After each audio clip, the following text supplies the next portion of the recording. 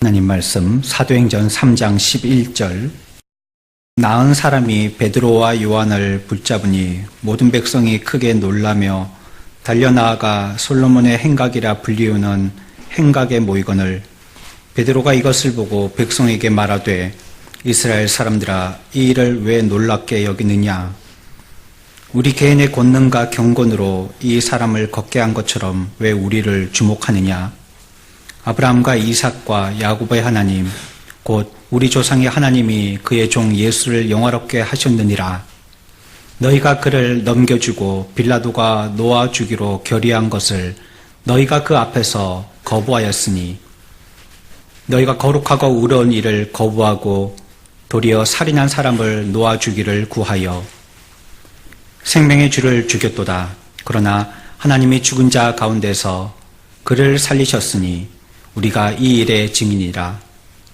그 이름을 믿음으로 그 이름이 너희가 보고 아는 이 사람을 성하게 하였나니 예수로 말미암아 난 믿음이 너희 모든 사람 앞에서 이같이 완전히 낫게 하였느니라. 형제들아, 너희가 알지 못하여서 그리하였으며 너희 관리들도 그러한 줄 아노라. 그러나 하나님이 모든 선지자의 입을 통하여 자기의 그리스도께서 고난 받으실 일을 미리 알게 하신 것을 이와 같이 이루셨느니라. 그러므로 너희가 회개하고 돌이켜 너희 죄 없이 함을 받으라. 이같이 하면 새롭게 되는 날이 주 앞으로부터 이를 것이요, 또 주께서 너희를 위하여 예정하신 그리스도 곧 예수를 보내시리니 하나님이 영원 전부터 거룩한 선지자들의 입을 통하여 말씀하신 바 만물을 회복하실 때까지는 하늘이 마땅히 그를 받아두리라. 아멘. 나면서부터 일어나지 못하는 사람이 걷게 되어지는 놀라운 기적이 일어났습니다. 이 일을 구경하기 위해서 주변에 많은 사람들이 몰려들었습니다. 베드로와 요한이 그 일들의 집례를 거행하였습니다. 베드로와 요한이 주변의 많은 군중들 앞에서 당황하거나 두려워하지 않고 자기의 마음속 가장 깊은 곳에 자기가 얘기하고 싶었던 것, 사람들에게 꼭 전하고 싶었던 그 말을 복음으로 이야기하기 시작합니다. 군중들이 모여들었을 때 이 베드로와 요한은요, 꼭 해야 될 말이라고 생각했고요. 그리고 이들에게 꼭 전달하기 위해서 지금 이 안진뱅이를 일어나게 한 것이기 때문에 그때에 복음을 주저함 없이 한치의 망설임도 없이 그대로 전달하게 됩니다. 그리고는 베드로는요, 사람들의 관심이 자기들에게 쏟아지지 아니할까 하여서 조심하게 되어집니다. 이 관심은 자기들이 전한 말씀의 주인이신 예수 그리스도에게 기울어져야지 자기에게 쏟아져서는 안 되었기 때문입니다. 사도행전 3장 12절 함께 보겠습니다. 베드로가 이것을 보고 백성에게 말하되 이스라엘 사람들아, 이 일을 왜 놀랍게 여기느냐? 우리 개인의 권능과 경건으로 이 사람을 걷게 한 것처럼 왜 우리를 주목하느냐? 아멘. 베드로와 요한이요, 이 일은 하나님이 하신 일인데 왜 내게 집중하느냐고 얘기하고 있습니다. 그리스도에는 어떤 사람들이 돼야 될까요? 우리가 실수할 수 있는 부분 중에 하나가 그 사람은 정말 잘한다는 말을 듣고 싶어 한다는 것입니다. 저 사람은 정말 대단하다. 저 사람은 예수 믿는 사람 중에서도 진짜 예수장이다. 이 말을 듣고 싶어 해요. 이런 허영에 빠져서 자기가 어떤 사람인 줄도 모르고 자기가 취하지 말아야 될 영광을 취하는 실수를 범하기 쉬운 것입니다. 우리들이 들어야 할 말은 따로 있습니다. 그 사람 정말 말 잘한다는 이 말을 듣기보다는 그 사람이 말하는 그 말은 정말 중요한 말이야. 이 말을 들어야 합니다. 그 사람이 말하고 있는 그 내용은 정말 진리야. 이런 말을 들어야 합니다. 그 사람이 행한 그 행위는 정말 믿음의 삶이야. 이 말을 들어야 합니다. 베드로는 그들이 행했던 이 일을 보고 자기들을 주목하는 것이 못마땅하게 여겼어요. 그리고 베드로는 다른 말 하지 않았습니다. 내가 어째서 그러니? 이와 같은 기적은 이전에도 아주 쉽게 접할 수 있는 놀라운 일이었느니 바로 본문으로 들어갑니다. 당신들에 의해서 예수 그리스도는 고난받으셨고 죽으셨고 십자가에 달리셨지만 부활하셨다라고 얘기하고 있습니다. 그리고 그 아버지에 의해서 영화롭게 되신 분이 바로 예수 그리스도시다 라고 전달하고 있습니다. 목회자라는 사람은 누굴까요? 예수 그리스도의 이름과 성품과 영광으로만 충만하기를 소원해야 되고 그렇게 되는 사람입니다. 그게 목회자입니다. 만약에 예수를 죽이라고 외쳤던 그들이 흥분하면 큰일일 테니까 말이에요. 듣고자 했던 그 사람들의 마음에 적당한 말을 해줘야 되는데 당신들이 죽였어요. 당신들이 살인자예요. 당신들이 고난받게 한 그 주인공들이에요. 이 말 때문에 우리가 언급하지 말아야 할 말, 베드로와 요한으로서는 반드시 전해야 할 말의 말에 대해서 주저한다면 이 사람은 바른 전달자, 바른 전도자, 바른 목회자가 못 되는 것입니다. 그들에게 분명히 전달할 복음의 메시지가 있지만 이것을 가리우고 사람 귀에 들릴 만한 좋은 소리로 노래하는 것은 바른 전달자가 아닌 것입니다. 베드로와 요한은 그래서 바로 자기들에게 주목하는 것을 두려워하고 살짝 자기들은 빠지고 바로 복음으로 그들을 소개하고 있습니다. 베드로는 그들의 분노에도 아랑곳하지 않고요. 예수 그리스도에 대해서 얘기했습니다. 오직 예수 그리스도만을 전했습니다. 그가 전하고 싶었던 주제는 다른 게 없습니다. 뭘 어째서 병이 낫느니, 이런 기적이 어땠느니 이런 거 얘기하고 싶지 않아요. 그가 지금 얘기하고 싶은 것은요. 오직 그리스도이십니다. 오직 예수 그리스도이세요. 그렇게 전하는 것이 구원의 능력이라는 것을 베드로는 알고 있었기 때문에 그렇습니다. 이것을 전하는 것이 구원을 위한 구원의 능력이시고 성령이 하시는 성령의 역사라는 것을 알고 있었기 때문입니다. 그래서 그것을 피하려고 하지 않았어요. 주 예수 그리스도의 복음에 대해서 전달할 때 단순하고요. 아주 날카롭게 전달합니다. 13절에서 15절까지 내용을 보면 대충 이런 내용들입니다. 너희가 그를 죽게 했다. 직선적으로 얘기합니다. 어떤 사람들이 죽겠다든지 믿지 아니하는 무리들이 죽게 했다든지 둘이 뭉실하게 넘어가지 않습니다. 너희가 죽게 했다. 지금 이 기적을 보고 이 일이 어찌된 일인고 하여서 궁금하여서 모여있는 군중 너희들이 예수를 죽게 했다. 너희들이 예수 죽음에 대해서 공범자들이다 라고 얘기하고 있습니다. 너희가 그를 십자가에 못 박았다. 로마 병사가 아니다. 예수 그리스도를 못 박고 참으로 살인자를 풀어달라고 한 선택도 너희들이 했다. 이렇게 얘기하고 있습니다. 오늘날의 그리스도인들이 구원에 대해서 너무 자유롭습니다. 구원의 결과인 혜택은 보려고 하지만 구원의 원인은 자기라고 인정하지 않습니다.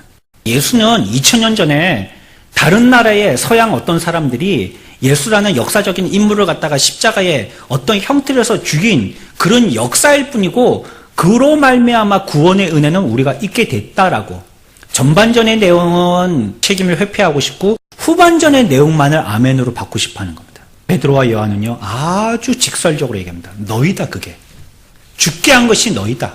십자가에 못 박은 것도 너희고 살인자를 선택한 것도 너희다라고 바로 얘기합니다. 두려움 없이 그를 지목했고요. 회피하지 않았고요. 결국 듣는 자들의 양심을 건드리게 됩니다. 베드로와 요한이 소원했던 것이 있습니다. 그들의 어두컴컴한 감옥과 같은 그들의 양심에 작은 창을 여해서 성령의 빛을 그들에게 비추고 싶었던 것입니다.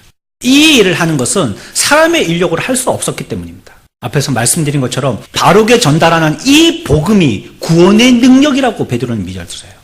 이렇게 하는 것이 복음의 구원의 능력이요. 이것이 성령의 역사하시는 방법이라고 믿었기 때문입니다. 우리도 복음을 이렇게 전해야 합니다. 가장 날카롭게 전해야 합니다. 복음은 양날을 가진 칼과 같다라고 말씀하고 있습니다. 둘이 뭉실하게 갈지 못한 칼과 같이 나무 막대기와 같이 그것으로서는 어떤 것도 뚫을 수 없습니다. 그리고도 가장 자애롭고도 은혜롭게 대해야 하는 것입니다. 복음을 전할 때 그냥 간단히 말하고 싶습니다. 믿으라 라고만 얘기하고 싶고요. 회개하라 라고만 얘기하고 싶습니다. 이 정도를 말한다 할지라도 들을 수 없는 사람들은 이 얘기를 듣고 펄쩍 뜁니다. 그래서 우리들은 그 사람들을 미리 예측하고 불확실한 미래에 대해서 추상적으로 얘기합니다. 뭐라고 얘기하죠? 예수 믿으면 좋은 데 갑니다. 예수 믿으면 좋은 일 생깁니다. 교회에 오시면 여러분들의 문제가 해결됩니다. 우리는 복음을 이렇게 전달해서는 안 됩니다. 그들의 어두운 감옥과 같은 마음의 문에 작은 성령의 빛의 창이 열리도록 주의 말씀에 대해서 날카롭고 은혜롭게 전해야 하는 것. 베드로와 요한과 같이 전해야 하는 것입니다. 다시 강조합니다. 복음은 구원의 능력, 복음 자체의 힘으로 전달하는 것입니다. 내가 그것을 가감해서는 그것은 복음의 능력을 벌써 실패케 하는 것입니다. 좋은 말 해야지 그 사람들의 마음의 문이 열리지. 내가 좋게 얘기해야지 그 사람들이 알아듣지. 저렇게 무섭게 반응하니 나도 그 사람들에게 한풀 꺾여서 들릴 만한 얘기로, 근사한 얘기로, 두리뭉실한 얘기로, 부드러운 얘기로 해야 되겠구나. 복음은요, 복음 자체의 능력이 전달하는 겁니다. 사도는 그래서 먼저 사람들에게요, 회개하고 돌이키라고 얘기합니다. 회개는 말 그대로요, 마음을 바꾸는 것을 얘기합니다. 그게 회개입니다. 뒤늦은 지혜나 뒤늦은 깨달음, 이렇게 그 말을 풀이해 볼 수가 있겠습니다. 잘못을 깨닫고요, 자기의 판단을 수정하는 것입니다. 그게 회개입니다. 하지만 회개는 영적으로는 더 많은 의미들을 가지고 있습니다. 죄가 얼마나 악하다는 것을 아는 것입니다. 이 죄가 얼마나 나쁜 놈이라는 것을 스스로 철저하게 깨닫는 것입니다. 이 죄의 악함을 몸소리치도록 느끼지 못한 사람은요, 철저한 회개가 따라올 수 없습니다. 죄가 얼마나 나쁜 놈인지 알아야지만 그만큼의 회개가 따라올 수 있는 겁니다. 자신이 그 죄를 짓는다는 사실에 대해서 또 애통하는 것이 회개입니다. 가슴 아파해야죠. 이 죄에 종살이하였고 이 죄로 말미암아 나의 인생이 지금까지 사탄마귀에게 눈 감긴 인생과 같이 살았던 장님의 삶을 산 그 삶에 대고 하나님 앞에서 철저하게 애통한 마음을 가져야 되는 것입니다. 그리고 그것을 버리겠다고 하나님 앞에 결단하는 겁니다. 그게 회개입니다. 죄의 악함을 깨닫고요, 그 죄를 짓는다는 사실에 대해서 애통하고요, 그리고 그것을 버리겠다라고 결단하는 것입니다. 사람들은 자신의 모습에 대해서 한번 굳혀진 것을 고쳐지기를 굉장히 싫어합니다. 뇌에 대해서 많이 공부한 지식자들은 이렇게 얘기합니다. 생각과 행동이 바뀌어가지고 그것이 움직여지는 데는요, 뇌가 움직여야 된다는 거예요. 뇌에서 어떤 작용이 있어야지만 생각과 행동이 바뀐다라고 얘기합니다. 뇌가 다른 방식으로 정보를 처리하는 데에는 굉장히 어렵다는 것입니다. 뇌는요, 무엇인가 귀로 듣든지 보든지 하면 먼저 나를 위해서 생각하기 시작한다는 거예요. 그것을 따져보고 추구해서 이익이 되는 상황에 민감하게 반응하는 게 우리의 육신 머릿속에 들어있는 뇌라는 것입니다. 이 일을 해서 이렇게 돼가지고 이런 결정 때문에 과연 내게 어떤 것이 보상으로 돌아올 수 있을까? 머리로 생각하고요, 자기를 유리하도록 하기 위해서 그렇게 하게 하는 데는 뇌가 굉장한 많은 에너지로 필요로 한다는 것입니다. 생각하는 걸 싫어한다는 거예요. 뇌가 활동하고 움직이는 걸 우리 뇌들은 싫어한다는 것입니다. 움직이고 싶어 하지 않는 것이 뇌라는 거예요. 최소로 에너지를 들쓰고 싶어 하는 게 뇌라는 것입니다. 뇌가 스스로 만든 모양이 있습니다. 그게 뭐냐면 바로 습관입니다. 지금까지 했던 행동대로 계속하면 생각할 필요가 없는 거죠. 지금까지 살아왔던 패턴대로 계속 살면 다시 한번 이게 그렇게 유익한 것인가, 어떻게 하면 더 유익될까, 이런 걸 고려할 필요가 없습니다. 에너지를 들써도 된다는 겁니다. 이미 결정을 통해서 행동을 하게 되어지면 자기에게는 이전에 추구하고 또 얻었던 매력적인 보상이 또다시 돌아오기 때문에 똑같은 행동을 취하게 되더라는 것입니다. 그 습관이 고쳐지기 힘든 것은요, 우리가 습관적으로 살 때 무엇인가 보상을 받기 때문입니다. 몸이 편하든지 10분이라도 더 잘 수 있든지 마음이 편하든지 자세가 편하든지 무슨 보상이 있는 거예요. 그래서 계속 습관적인 그 삶을 버리지를 못하는 것입니다. 이와 같은 선택의 기로에 있을 때 고민을 줄이려고 해요. 생각하지 않으려고 한다는 것입니다. 우리의 뇌는 몸무게의 2%밖에 되지 않는다고 합니다. 우리가 먹는 에너지의 25%가 전부 다 뇌가 쓰는 것들입니다. 뭔가 생각하고 행동한다는 것에 굉장한 에너지를 많이 필요로 한다는 말입니다. 에너지를 적게 쓰는 방향으로요, 우리의 몸의 편리와 생존을 위해서 새로 고쳐지기를 그렇게도 싫어하는 것입니다. 뇌의 지식적인 부분으로 접근했을 때 우리의 몸의 행동이 변화하지 않는 것은 습관을 따라가는 것이 우리의 뇌는 훨씬 에너지를 덜 쓰기 때문이라는 것입니다. 우리의 습관을 고칠 수 있는 방법이 하나 있다는 거예요. 금연이 어려우신 분들이 있어요. 술을 끊지 못하시는 분들이 있어요. 그런데요, 이분들이 언제 술이나 담배를 끊으실 때가 있어요. 병원에 갔더니 의사가 하는 말이, 당신 이대로 담배 피면 3개월 이내에 죽습니다라는 말을 들을 때입니다. 당신 지금처럼 이런 생활 태도로 살면 1개월도 더 버티지 못합니다 라는 사형 선고와 같은 진단을 받을 때입니다. 습관을 바꿀 수 있는 것은요, 바로 절박함입니다. 절박할 때 그 사람은 바뀌게 되어집니다. 수영을 우리는 하나도 할 줄 모릅니다. 한 번도 해본 적이 없어요. 물에라고는 가본 적이 없어요. 그런데 그 사람을 물에 빠뜨려 놓으면요, 살려고 배우지 않았던 발부둥 치는 수영의 동작들이 모든 자유형에서부터 배영까지 다 나옵니다. 그러니까 어디서 배웠어요? 언제 해봤게요? 절박하기 때문에 살려고 발부둥 치다 보니까 그런 행동이 나오게 되는 것입니다. 한 번도 해보지 못했던 행동이 나오는 것입니다. 그는 결국 행동을 변화시키고야 말 것입니다. 그것 때문에요. 우리가 진리 앞에 타협하고 과감한 전격적 변화를 이루기 위해서는요, 절박함을 가져야 합니다. 지금 이 시간에 고쳐야 된다는 절박감을 갖춰야 되는 거예요. 이것이 나를 변화시키는 성령의 마지막 기회라는 것을 절박감을 가지고 느껴야 된다는 것입니다. 변화받고요, 성령께 부드러워지는 사랑하는 선한목자교회 성도들 다 되시기를 축원합니다. 우리들은 변화되어야 됩니다. 여유가 없어요. 내 마음의 습관을 쫓아서 내 육신의 안락을 위해서 성령의 소욕을 저버리는 행동들을 하지 마십시오. 미워했던 것을 사랑하게 하고 사랑했던 것을 미워하게 할 수 있는 것은 바로 가장 깊고도 실질적인 우리들의 인격의 변화를 통하여서만 그렇게 될 수 있습니다. 돌이킴이라는 것은요, 죄에서 거룩함으로, 무심함에서 묵상으로, 세상에서 천국으로, 자신에게서 예수께로 완벽하게 돌아서는 겁니다. 그게 돌이킴입니다. 자동차로 치면 직진하던 차가 신호 앞에서 유턴해서 왔던 방향으로 다시 돌아가는 것입니다. 그게 돌이킴입니다. 우리말에는 회개하고 돌이키라 이렇게 번역되어 있지만요, 원문에는요, 회개하고 돌아서라 라고 이렇게 표현되어 있습니다. 훨씬 더 능동적으로 표현하고 있죠. 네가 돌아서라는 거예요. 귀신 들리는 사람이 자기에게서 귀신을 몰아내는 것을 회개라고 얘기한다면요, 이제는 더 이상 벌거벗지 아니하고 깨끗하고 훌륭한 옷을 입고 제정신으로 돌아오는 것, 이것을 돌이킴이라고 얘기할 수 있는 것이에요.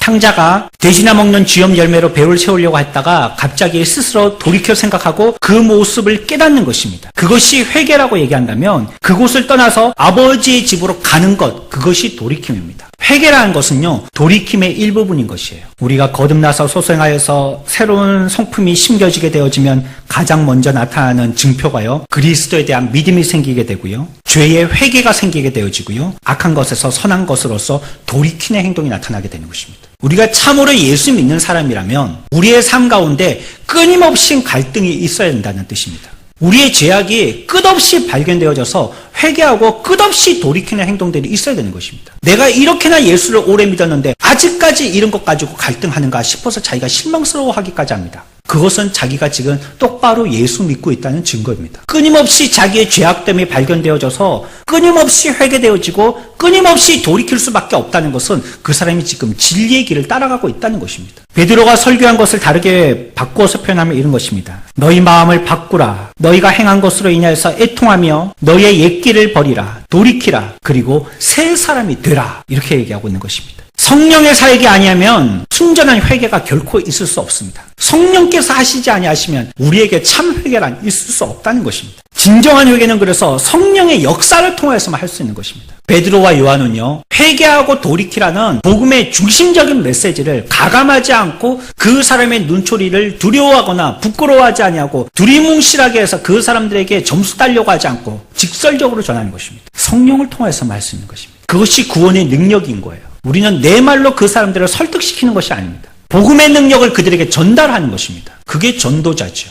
이와 같은 성경의 진리를 한 작곡가는 이와 같이 노래했습니다. 우리 찬송가 한 장 하고 말씀을 계속 보겠습니다. 찬송가 190장.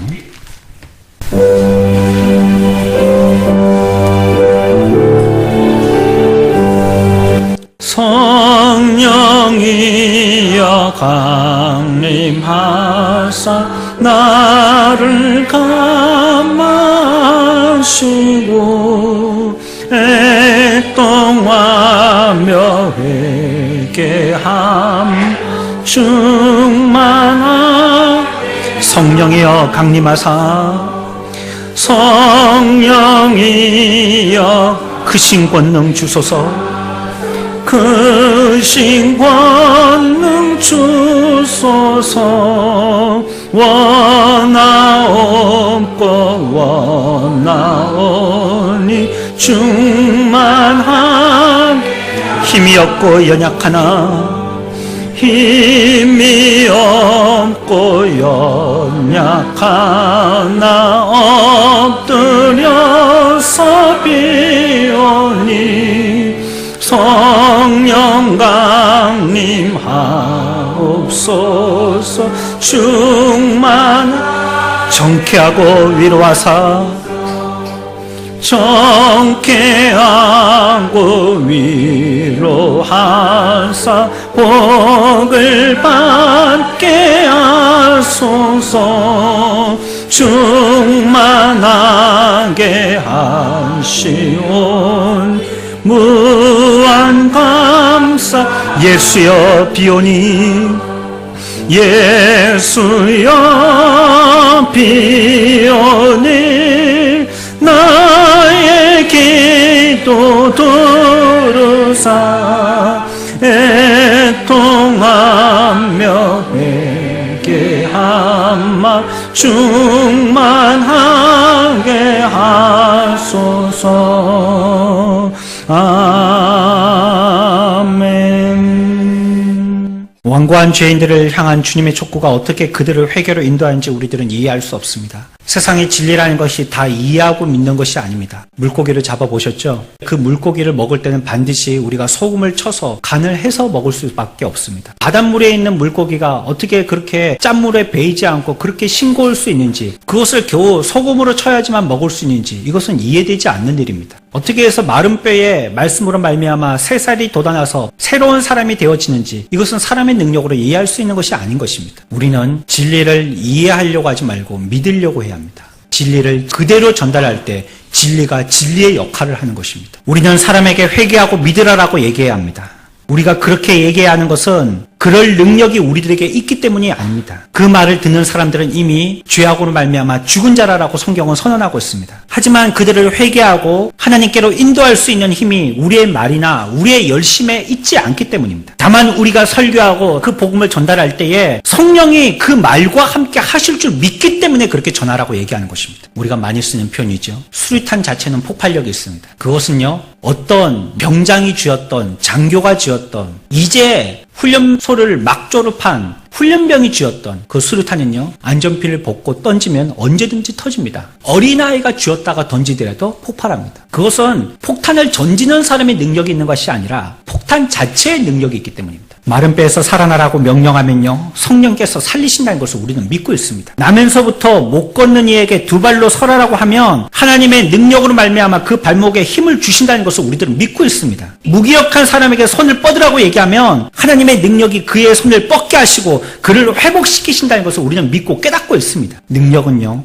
죄인들이나 설교자에게 있는 것이 아닙니다. 바로 성령께 있는 거예요. 성령이 하시는 일이신 것입니다. 그래서 여러분들은 복음을 담대하게 전하십시오. 겁먹지 마십시오. 그 사람이 어떻게 반응하든지 간에 거기에 두려워하지 마십시오. 이 일은 내 일이 아니라 성령이 하실 일입니다. 그리고 그 결과도 염려하지 마십시오. 받아들일 것인지, 이랬다가 오히려 더 거부 반응 일으키는 것이 아닌가 하고 후회를 하든지 염려하지 마십시오. 내 힘은 아무리 미약하고 내 입이 아무리 둔하다 할지라도 하나님은 자기의 복음을 구원의 능력으로 만들기로 약속하셨습니다. 그리고 그것이 세상 끝날까지, 세상 또한 끝까지 전파되기를 원하신다라고 얘기하십니다. 그러므로 우리들은요, 이것이 복음이라라고, 회개하고 돌이키라라고 분명하고 확실하게 전달해야 되는 것입니다. 우리가 먼저 기억할 것이 있습니다. 유대인처럼 우리도 예수 그리스도를 죽게 했다는 것입니다.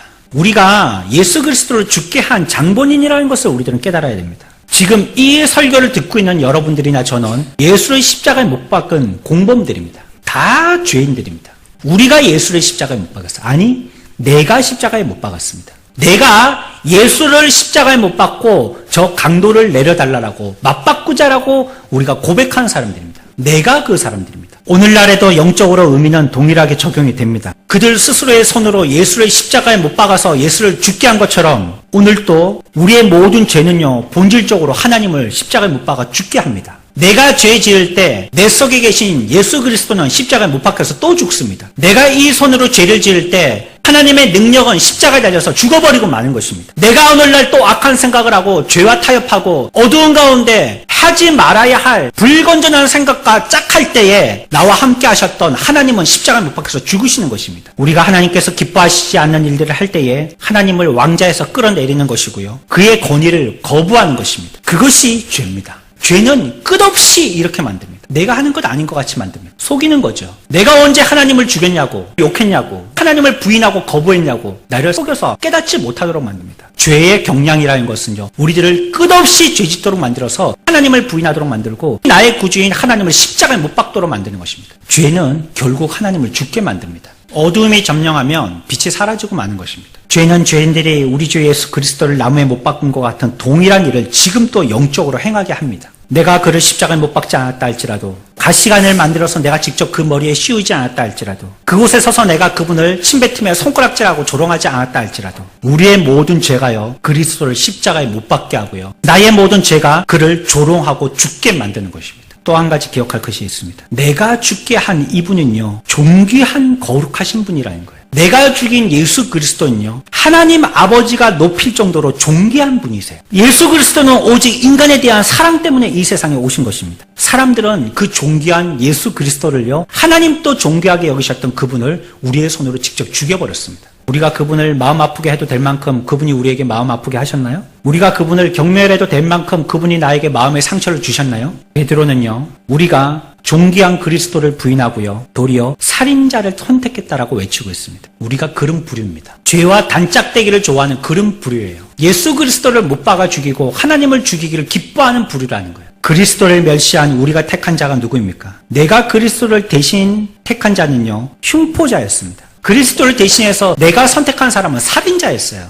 그리스도를 안중에 두지 않고 욕하면서 끌어내리고 오히려 살려달라고 한 그 자는 포악한 악당이었습니다. 우리의 성량은요, 그런 겁니다. 그것과 짝하기를 좋아해요. 그런 가운데 그것을 기뻐하는 자들이에요. 굉장히 신사적인 옷을 입고 세련된 말을 하고 품위 있게 행동하니까 우리가 굉장히 거룩해 보이죠. 우리 죄와는 자석처럼 딱 달라붙는 죄성을 갖고 있는 더러운 인생들입니다. 둘 중에 한 가지를 선택한 것입니다. 자녀가 부모의 말을 거역했다면 부모 말고 다른 한 가지를 선택한 것입니다. 우리가 하나님을 거역했다면 하나님 말고 무엇인가를 선택한 것입니다. 우리는 그리스도를 대신해서요, 극악무도한 자를 선택한 겁니다. 이것이 저와 여러분들의 숨겨져 있는 본심입니다. 우리들은 수십 년간 죄 속에 빠져 살았습니다. 그런데 그 대가가 뭡니까? 그 유익이 뭡니까? 그 대가가 과연 여러분들의 영적인 만족을 주십니까? 우리는 지금 악한 주인을 섬기고 있는 것입니다. 죽여야 할 자를 살려놓고 살려서 존귀하게 할 분을 죽이고 있는 것입니다.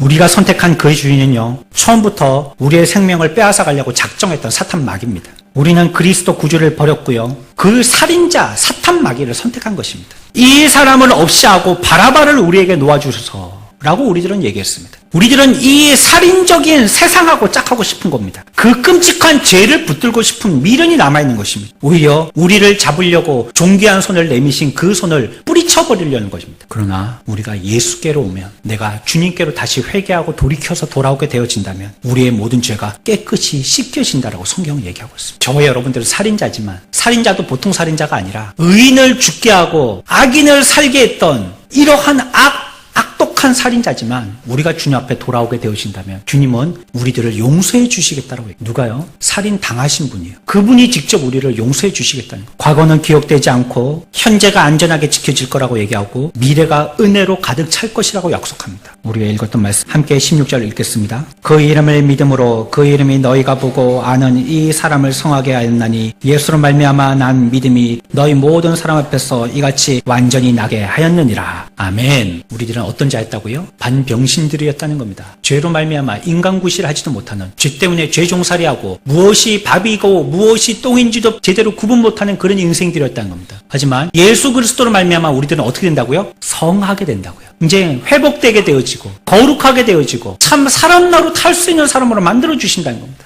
어떤 자가? 주께로 돌이키는 자, 회개하는 자에게 이런 은혜를 주신다는 겁니다. 그리스도를 믿는다면 주님은 용서하지 못할 죄가 없습니다. 우리가 끊지 못할 악한 습관도, 제거하지 못했던 악한 성향도 그분을 믿으면 이 모든 것들을 깨끗하게 없애주신다라고 성경은 약속하고 있습니다. 무한한 복으로 인도하신다라고 얘기했고, 또 이곳으로 우리들을 인도하는 문이 열릴 것이라고 약속하고 있습니다. 주님 외에는 어떤 자도 우리들을 구원으로 인도할 자가 없습니다. 우리가 아무리 똑똑해서 많이 배우고 어떤 철학서를 많이 읽고 우리 스스로 어떤 학문을 탐구하고 또 어떤 다른 신의 이름을 열심으로 정성껏 부른다 할지라도 어떤 자도 우리를 구원할 자는 없습니다. 누가? 내가 죽인 그 그리스도, 내가 못 박았던 그 그리스도, 그분이 용서하셔야지만 우리들은 구원받을 수 있는 거예요. 내 죄를 죄 없다 인정하셔야지만 우리들은 천국으로 들어갈 수 있는 겁니다. 한데 그분이 지금 그걸 해주시겠다는 겁니다.